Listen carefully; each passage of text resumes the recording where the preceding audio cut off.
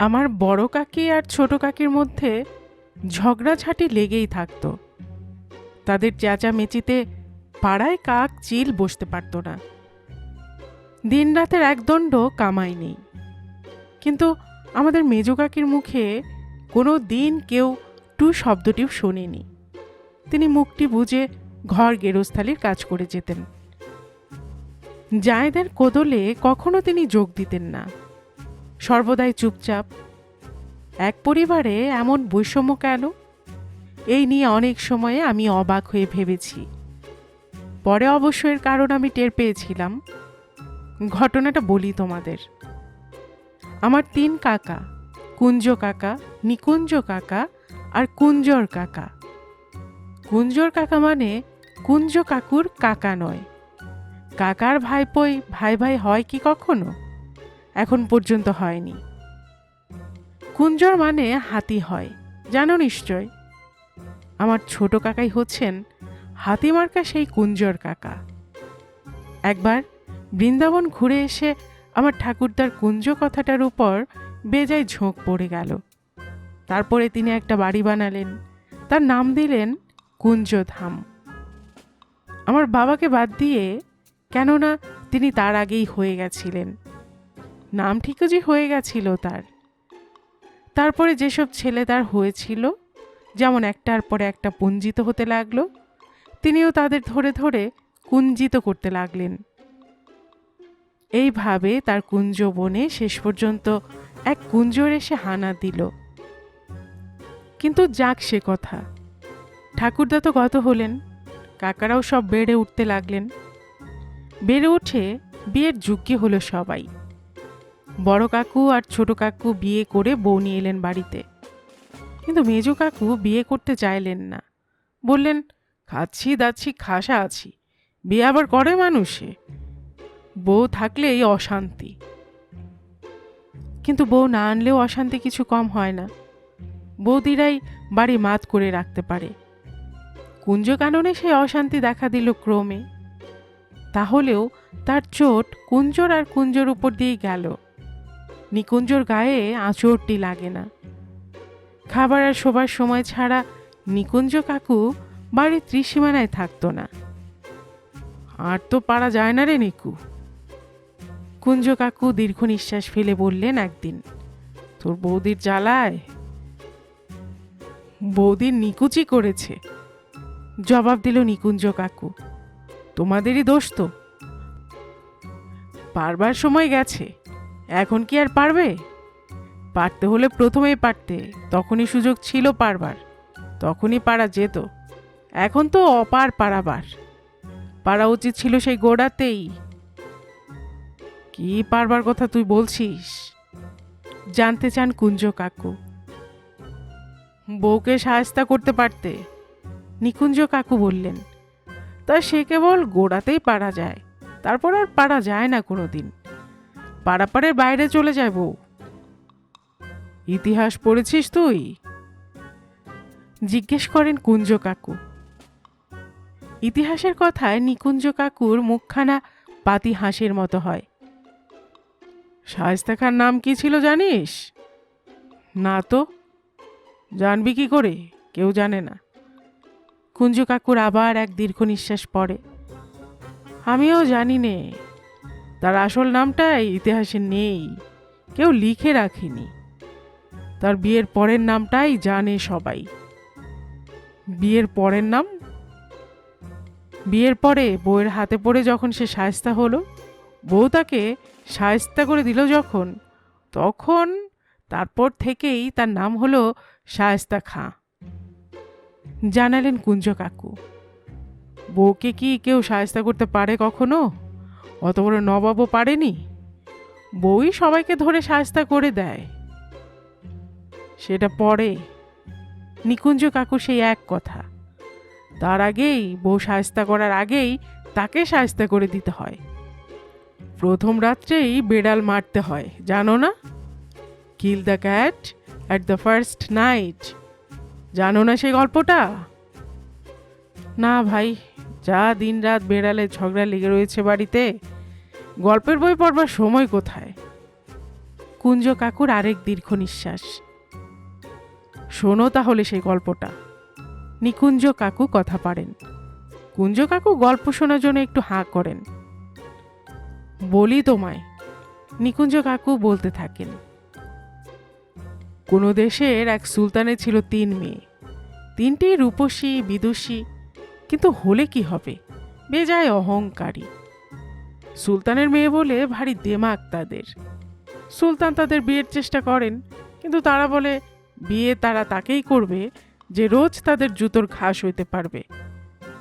স্বামীকে রোজ খাবার আগে 20 ঘা করে জুতোর মার মাথা পেতে নিতে হবে। অবশ্য তাদের হচ্ছে জরির কাজ করা মখমলের জুতো, তার মারে তেমন লাগবার কথা নয়। তা মাথায় না হলেও মারটা মনে লাগে, এমনকি জরির কাজ করা পরীর জুতো হলেও। কিন্তু সারা রাজ্যে কোনো পাত্রই তাদের বিয়ে করতে এগুচ্ছিল না। কিন্তু শেষ পর্যন্ত সেই রাজ্যের 3 জন সৈনিক এগিয়ে এলো। 3 ভাই তারা, কিন্তু তাদের বীর পুরুষ বলতে হয়। সুলতানের কাছে এসে বলল, জাহাপনা, আমরা আপনার কন্যাদের পানি গ্রহণে প্রস্তুত। শর্তের কথা শুনেছ তো? রোজ রাত্রে খাবার আগে। হ্যাঁ খোদাবন্ধ, শুনেছি সব, কিন্তু বড়াই করিনে। লড়াই করতে গিয়ে কত তরোয়ালের ঘাই তো মাথায় পেতে নিতে হয়েছে, এ আর তার কাছে কি। সুলতান কন্যার ফুলের পাপড়ির মতন নধর পায়ের নরম মখমলের জুতো মাথায় করতে পারলে বর্তে যাব আমরা। আমাদের 7 পুরুষ ধন্য হয়ে যাবে। তবে আর কি, পাত্রদের যেমন লম্বা চওড়া চেহারা, তেমনি মাথা ভর্তি কোকড়া চুলের পাপড়ি। সুলতান দেখলেন অন্তত মাথার দিক দিয়ে ছোকরাদের জুৎসই বলা যায়, জুতো সইতে পারবে মনে হয়। তারপর তাদের বিয়ে হয়ে গেল সুলতান কন্যাদের সঙ্গে। মহাসমারোহে বিয়ে হলো। বড় মেয়ে মেজ মেয়ে রইল রাজপ্রাসাদেই, পাশাপাশি মহলায়। ছোট মেয়ে নিজের বরকে নিয়ে চলে গেল দূরের এক প্রমোদ উদ্যানে। বড় ভাই মেজ ভাই রাজপ্রাসাদে এসে উঠল, আর ছোট ভাই তার বউয়ের সঙ্গে বাস করতে লাগলো সেই বাগান বাড়িতে। বাসর রাত্রে খানার শতরঞ্জি পাতা হলো, সোনার পাত্রে সাজিয়ে দেওয়া হলো পোলাও, কালিয়া, মুরগির কাবাব, কত কি। বড় ভাই শতরঞ্জে বসতে যাচ্ছে, এমন সময়ে সুলতানের বড় মেয়ে বলে উঠল, এ কি, না খেয়ে খেতে বসছ যে? বড় ভাই একটু অবাক হলো কথাটায়। খাবো না? না খেয়ে রয়েছি যে অনেকক্ষণ, না খেয়ে আছি বলেই ভারী খিদে পেয়েছে, তাই। আহা, সে কথা হচ্ছে না, খাবে তো নিশ্চয়ই, কিন্তু খাবার আগে খাবার কথাটা ভুলে যাচ্ছ এর মধ্যেই। মেয়েটি তার পায়ের মখমল দেখায়। ও সেই কথা। বড় ভাই সুলতান দুহিতার সামনে নতশিরে হাঁটু গেড়ে বসল, আর সুলতান কন্যা পায়ের মখমলি চটি খুলে পটাপট পটাপট পটাপট চালাতে লাগলো চটাপট। 20 ঘায়ে চটি জুতোর চটা উঠে গেল। ঠিক সেই সময়ে পাশের মহলা থেকে আওয়াজ আসতে লাগলো, ফটাস ফটাস ফটাস। বড় ভাই বুঝতে পারল তার মেজ ভাইয়েরও আচমন করা শুরু হয়েছে। জুতো খেয়ে শ্রীযুত হয়ে তারপর বড় ভাই খেতে বসলো ফরাসে। ছোট ভাই তখন 7 মাইল দূরে ছোট মেয়ের কাছে বাগান বাড়িতে। এখান থেকে তার মহলার কোনো সাড়া পাওয়া গেল না। তাহলেও সেও যে নেহাত বেজুত হয়ে নেই, তারা 2 ভাই সেটা আন্দাজ করতে পারল। অনেকদিন পরে ছোট ভাই এলো দাদাদের সঙ্গে দেখা করতে রাজপ্রাসাদে। দাদাদের চেহারা দেখেই সে চমকে গেছে। এ কি দাদারা, তোমাদের মাথার এর দশা কে করলো? অমন যে চমৎকার কোকড়া চুলের বাবড়ি ছিল মাথায়, এর মধ্যে টাক পড়ে গেছে দেখছি। পড়বে না? রোজ রোজ জুতো সইলে চেহারার আর জুত থাকে? দীর্ঘ নিঃশ্বাস ফেলে বলল বড় ভাই। বলে মারের চোটে ভূত পালায় আর চুল থাকবে? মেজ ভাই বলে, সুলতানের জামাই হয়ে চাল চুলো কিছুই থাকলো না, আর সে আগের চালও নেই, চুলো গেছে। ও, তোমরা বুঝি বেড়াল মারতে পারোনি গোড়াতেই? ছোট ভাই শুধায়। প্রথম রাত্রিরেই বেড়াল মারতে হয় যে। কেন, বেড়াল মারতে যাব কেন? অবাক হয় বড় ভাই। বেড়াল মারতে পারলে আর তোমাদের মাথার উপর এই মারটা পড়তো না, বেড়ালের উপর দিয়ে এই চোরটা যেত। তা ভাইয়া, মেঝো ভাই জিজ্ঞেস করে ছোট ভাইকে। তোমার চেহারা তো ঠিক তেমনটাই রয়েছে দেখছি, চুলটুলে সব বজায় রয়েছে তেমনি। আমি প্রথম রাত্রে বেড়াল মেরেছিলাম কি না? ব্যক্ত করলো ছোট ভাই। খানার ফরাসি গিয়ে খেতে বসবো, বউর আদরের মিনি বেড়ালটা আমার পায়ের কাছে এসে ম্যাও লাগিয়েছে, আর আমি করলাম কি, আমার তরোয়ালটা খাপ থেকে খুলে এক চোটে তাকে সাফ করে দিলাম, একেবারে দু টুকরো। আর আপন মনে বললাম, এরকম বেয়াদবি আমি একদম পছন্দ করি নে। তা বেড়ালে কি আর বউয়েরই কি? বউ কাছে ছিল, শুনলে দাঁড়িয়ে দাঁড়িয়ে, কিন্তু তার মুখে কথাটি নেই। খোলা তলোয়ার খাবার থালার পাশে রেখে খেতে বসলাম। জুত করেই বসলাম খেতে। জুতো খাবার কথা তুলল না তোমার বউ? আবার বেড়ালের কাবার দেখেই তার হয়ে গেছিল। তারপর থেকে কোনো বেয়াদবি কথা কোনোদিন তার মুখ থেকে শুনিনি, কথা কিংবা আচরণ। সেই রাত থেকে বিলকুল বাধ্য হয়ে গেছে আমার বউ। উঠ বললে ওঠে, বস বললে বসে। বটে বটে, বড় ভাই আর মেজো ভাই নিজেদের অদৃষ্টকে ধিক্কার দিতে থাকে। এখন আর হায় হায় করলে কি হবে? বৌদিদিদের আর দুরস্ত করা যাবে না।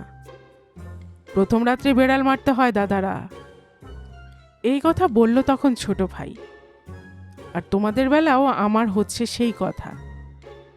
এই বলে নিকুঞ্জ কাকু তার গল্পের উপসংহার করলেন। কুঞ্জ কাকু বললেন, বলা সহজ ভায়া, করা কঠিন। বউদের কি কেউ কখনো বাধ্য করতে পারে? তারাই অভাগাদের বিয়ে করে বাধিত করেন। বাধিত না কচু, আমি যদি বিয়ে করতাম, দেখতে আমার বউ কিরকম আমার বাধ্য থাকতো। বৌদিদের মতন অবাধ্য হতো না আদপেই। করে দেখা ভাই, করে দেখা। একটা বিয়ে কর আগে, তারপর বলিস। বেশ, দাও তোমরা আমার বিয়ে, দেখিয়ে দিচ্ছি। কুঞ্জ কাকু তখন মেজো ভাইয়ের কনে দেখবার জন্য বেরুলেন। 7 গা খুঁজে 7 মাইল দূরের এক গায়ে ডাক সাইডে এক পাড়া কুদুলিকে পেলেন। তার বউ আর ভাদ্র বউয়ের চেয়েও 7 গুণ বেশি খান্ডাননি। তার সঙ্গে নিকুঞ্জ কাকুর বিয়ে সব ঠিক করে এলেন কুঞ্জ কাকু। নিকুঞ্জ কাকুর বিয়ের দিন এলো। নিকুঞ্জ কাকু বললেন, আমার বিয়েই কেউ তোমরা যেতে পারবে না, কেউ যাবে না আমার সঙ্গে। ঢাকঢোল, ব্যান্ড, ব্যাক পাইপ কিচ্ছু নয়, পালকি বেহারাও চাইনি। আমি একলা যাব বিয়ে করতে, বুঝেছ? পায়ে হেঁটে যাবি? কেন, ঘোড়ায় চেপে যাব আমি। সেকালে রাজপুতরা যেমন করে বিয়ে করতে যেত। বেশ, তাই সই, বললেন কুঞ্জ কাকু। বউ আনা নিয়ে কথা। বিয়ে বাবদে বাজে খরচা বেঁচে গেল দেখে তিনি খুশি হলেন। ভাইয়ের চেয়ে পয়সার মায়া ছিল কাকুর বেশি। নিকুঞ্জ কাকু বেছে বেছে একটা বেতো ঘোড়া নিলেন, তাতেই চেপে যাবেন বিয়ে করতে। বেতো ঘোড়ায় চেপে বিয়ে করতে যাবি? শুধালেন কুঞ্জ কাকু। বেতো করতে যাচ্ছি, বেতো ঘোড়াই ভালো। ওটা যে চলতে পারে না রে, পায়ে পায়ে হোঁচট খায়। ও কি, আবার বন্দুক ঘাড়ে নিচ্ছিস যে? বন্দুক নিয়ে করবি কি? নতুন বউকে খুন করবি নাকি? পাগল, বউকে কেউ খুন করে কখনো? বলে বউয়ের জন্য খুন হয় মানুষ। বন্দুকটা নিলাম, পথে যদি পাখালি দেখতে পাই শিকার করে আনবো। বউ ভাতের কাজে লাগবে, মাংসের পোলাও হবে খাসা। কুঞ্জ কাকু খুশি হলেন আরো, বউ ভাতের খরচটাও বাঁচবে তাহলে। বন্দুক ঘাড়ে করে বেতো ঘোড়ায় চেপে নিকুঞ্জ কাকু বেরুলেন বিয়ে করতে। বরযাত্রী গেল না কেউ, বরপক্ষের কেউ নয়। মন্ত্র পড়ে ঘটা করে বিয়ে হয়ে গেল। বেতো ঘোড়ায় চড়ে বউকে পাশে বসিয়ে নিকুঞ্জ কাকু নিজের বাড়ির দিকে পাড়ি দিলেন। বেতো ঘোড়া এমনিতে চলতে পারে না, তার উপরে দুজন সোয়ারি। পাড়াগাঁর মেঠো পথে নানা খন্দ পেরিয়ে যেতে যেতে হোঁচট খেলো বেচারা। হোঁচট খেয়েই চেঁচিয়ে উঠল ঘোড়াটা, চিহি। নিকুঞ্জ কাকু বললেন, একবার হলো। মাঠের একটা আল ডিঙোতে গিয়ে আরেকবার টাল সামলাতে হলো ঘোড়াটাকে। আবার তার চি। নিকুঞ্জ কাকু বললেন, দুবার হলো। আরও কিছু দূর গিয়ে ঘোড়াটা যখন আরেকবার চোট খেলো, কাকু তখন থাকতে পারলেন না আর, নেমে পড়লেন ঘোড়ার পিঠ থেকে, বউকেও নামালেন। ঘোড়াটা প্রতিবাদের সুরে বলতে যাচ্ছিল, ফের বলতে যাচ্ছিল চি, কিন্তু চিচি করবারও ফুরসত পেল না। ঘোড়াকে বললেন, 3 বার হলো, আর নয়। এই না বলে বন্দুক কুচিয়ে নিকুঞ্জ কাকু দড়াম দড়াম ঘোড়াটাকে গুলি করে মেরে ফেললেন তক্ষুনি। এমন ব্যাপার নিকুঞ্জ কাকুর বউ বরদাস্ত করতে পারল না। নতুন বউ হলেও মুখ ফুটে সে বলল, এটা কি করলে? এটা কি উচিত কাজ হলো? ওর কি দোষ? অবলা জীব, আহা, ওকে অমন করে মারে। পাড়াগার আব্রো খাবড়ো পথ, জোয়ান মানুষই চলতে হোঁচট খায়, আর এ তো একটা বেতু ঘোড়া। ভেবে দেখো, এই ঘোড়া যখন এতটা বুড়ো হয়নি, তোমার কত কাজ দিয়েছে, কত উপকার করেছে তোমার। ঘোড়ার মতন বিশ্বস্ত প্রভু ভক্ত উপকারী জীব আছে আর? এইভাবে আমার মেজ কাকি মুখে মুখে ঘোড়ার এক রচনা বানিয়ে দিলেন। নিকুঞ্জ কাকু শুনলেন সব চুপ করে। তারপরে বউয়ের বক্তৃতা শেষ হলে বললেন, একবার হলো। এই কথাই বললেন শুধু নিকুঞ্জ কাকু, এই একটি কথাই। তারপরে আর কোনো কথা নয়। চলতে শুরু করলেন তিনি বউয়ের দিকে ভ্রুক্ষেপ মাত্র না করেই। বউ তার পেছনে পেছনে সুসুর করে হাঁটতে লাগলো। 7 মাইল পথ বউকে হাঁটিয়ে বাড়ি নিয়ে এলেন নিকুঞ্জ কাকু। কিন্তু সেই যে আমাদের মেজ কাকি চুপ মেরে গেলেন, তারপরে মুখ থেকে তার একটি কথাও কেউ শোনেনি কখনো। নিকুঞ্জ কাকি বিলকুল নিশ্চুপ। গল্পকুটুম চ্যানেলে এতক্ষণ আপনারা শুনছিলেন শিবরাম চক্রবর্তীর লেখা একটি হাসির গল্প, নিকুঞ্জ কাকুর গল্প। আর এতক্ষণ গল্প পড়ে শোনাচ্ছিলাম আমি রোমানা নুপুর।